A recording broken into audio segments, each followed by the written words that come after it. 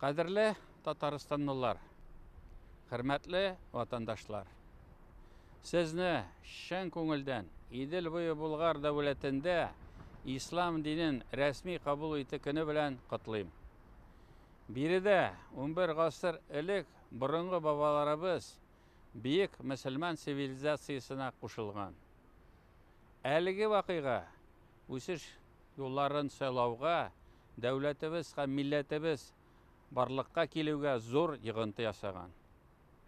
Бүген Татарстанда рухи һәм мәдәни хәзинәбезне үстерү буенча эш башкарыла. Без дин әһелләренең рухи мирасына тартылабыз. Дини белем бирү өлкәсен үстерәбез. Туган республикабыз һәм бөтен Россия иминлеге турында дуга кылабыз.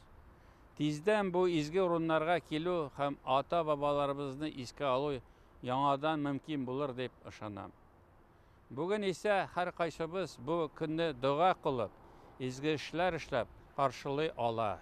Сезгә чын күңелдән бәхет, тынычлык, игелек телим. Аллаһы Тәгалә сезне рәхмәтеннән ташламасын.